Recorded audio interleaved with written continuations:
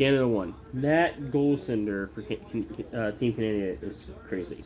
I'm going to show you cards real quick, and I'm going to get into the story, but I don't want to wait. I've done this video a couple times, but I don't get to showing the cards till like 8 minutes in, and I don't know if I'm that entertaining. So Sam Hubbard fits 3 major PCs for me. He's from Ohio, he's a Ohio State Buckeye, and he plays for the Bengals. Those are my 3. I have 4 PCs, but he's not a baseball player, so he can't be a Cincinnati Red. So Sam Hubbard really kind of fit this really awesome niche for me. And Sam Hubbard is already one of my absolute favorite Buckeyes. And I was convinced that he was going to go to Pittsburgh. For some reason, he's going to be. I had in my mind he's going to play for Pittsburgh. He's going to go to 3 Pro Bowls, and he's going to be a legend at Pittsburgh. It's kind of like the Cam Hayward effect. I love Cam Hayward, and he is still kicking ass for Pittsburgh. I remember where I was. There was a pinning. My wife had a pinning ceremony. She went to medical school. So in medical school, they had a pinning ceremony on Fridays. Her graduation party at her parents' house was that Saturday, and then her graduation was Sunday. So we're driving home from the pinning ceremony, and we're hungry. It's day 2 in the NFL draft, and my buddy is sending me updates, but I'm in a 1999 Honda. So it's not like I can plug my phone in and listen to the draft like you can now with like newer cards. Back then, we didn't have that. So my wife would hold my phone, give me updates about who the Bengals and the Browns, and me and my buddy always talks about the draft, so he kind of knows who I wanted the Bengals to take, and I knew who he wanted the Browns to take. So I'm over here, and I'm reaching for my Wendy's cup of my pop, and my wife said, the Bengals took Sam Hubbard. And I went, what? Dropped the pop down the side of the card, hit the ground. I'm going like this. The Wendy employee is looking at me like I'm a crackhead, and my wife is laughing. Or she wasn't my wife then, but my wife now is laughing her ass off at her boyfriend's stupidity. And I was so excited. I decided to start super collecting Sam at that point. I was going to collect him anyway, but it was going to be mostly Ohio State stuff. Or probably all Ohio State stuff. But, when he got drafted to the Bengals, like, that's perfect. I'm just going to go all in on Sam. And unfortunately for me, another guy who does not like Ohio State, but is a big Bengals fan, decided to buy, he had more money than I did, and he just had the ability to outbid me on every single. If it was a number out of 5 or 10 or 15, anything rare, it was just impossible to get it off him. He was just always gonna have more money than I did to buy it, and and I actually built a relationship with the guy. We messaged a couple times. We talked about Sam and stuff and his market, and when he needed cards, he would ask me. And if there was a couple times where I went to auction, and he was going for it, and he texted me, "Did you win that?" And I was like, "Yeah." And there was a lot of times when I would text him like, "Hey, did you win that?" And, "Yeah." But I always told him, "Hey, if you ever get rid of some of them one-on-ones, let me know." Well, this guy got really frustrated that Sam's at the end of his career. He's not playing very well. He's probably going to get cut from the Bengals. He's frustrated about that, and he can't get the Panini Prism 101. I think Card Collector 2 is the owner of that card, and he just won't sell it. Because I have the same, not issue, because it's his stuff. It's not, when I say issue, it's not like in a what am I thinking of it here? Incendiary term. But I have the same issue with Card Collector 2, because he has 2 Panini Elite Draft Picks 101s I need for the same set, just in the college stuff that I need. That he won't sell. So he got so frustrated that he apparently decided to put his cards up for consignment with some guy, and he never let me know, which is fine. I mean, that's his prerogative.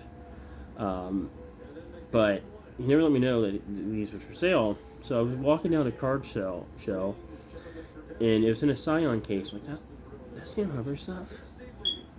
It's like, like, holy shit, that's X collection. I'm not going to say the guy's name. I don't know if he's on YouTube or not. But nevertheless, that's that guy's collection. I went up to the guy like, hey, are you blank? And he didn't look like his profile picture on Facebook. And he's like, no, but I'm a consignment guy and I'm selling his collection. I said, cool, man, I want all the one-on-ones. How much I owe you? He said, hey, man, I'm only selling the complete sets. He only wants to do the complete sets. You got to buy the whole rainbow. And I was like, I don't need any of these. I only need the one-on-ones. And he's like, yeah, man, I can't do anything. Nothing I can do.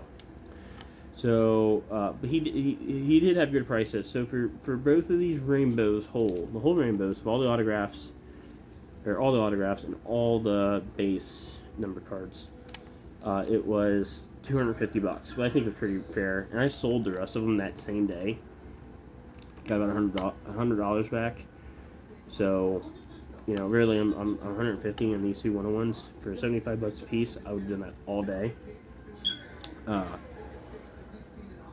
So, but, you know, I wanted to go back and get more, but unfortunately the guy was like, you know, I couldn't make enough money for the next one I wanted to go for, and I wanted the Elite the most, because Elite, I think it's a better looking set. I think it's better than the Prism set.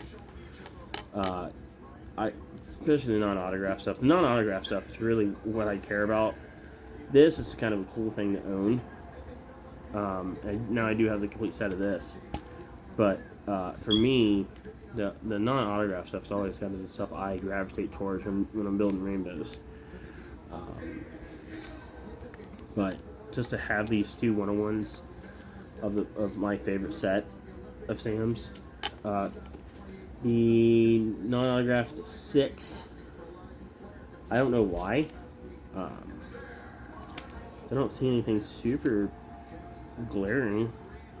Maybe Bart can tell me. But I don't see anything super glaring on that. And then the autograph to 9. Did they grade the auto? Did not grade the auto. Okay.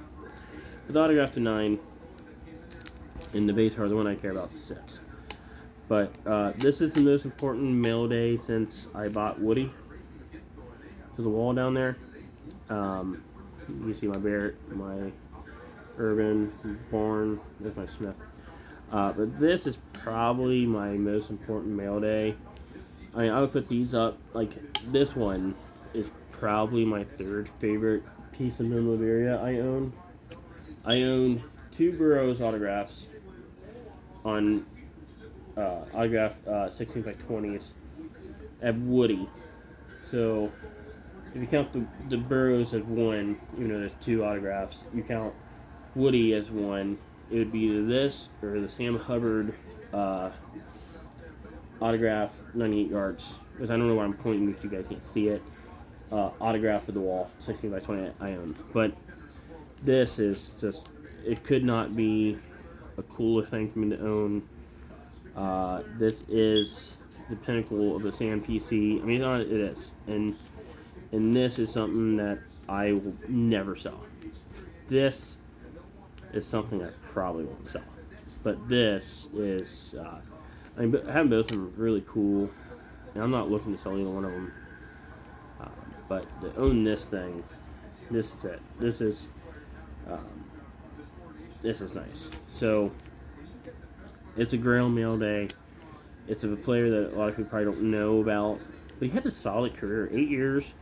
Was probably, if not the one of the best run playing defensive end in the leagues.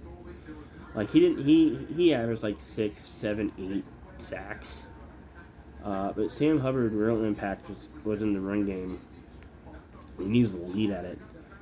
And you know, Cincinnati Kid had one of the most iconic moments in Cincinnati football history. It was 98 yards for the touchdown against the Ravens in that playoff game.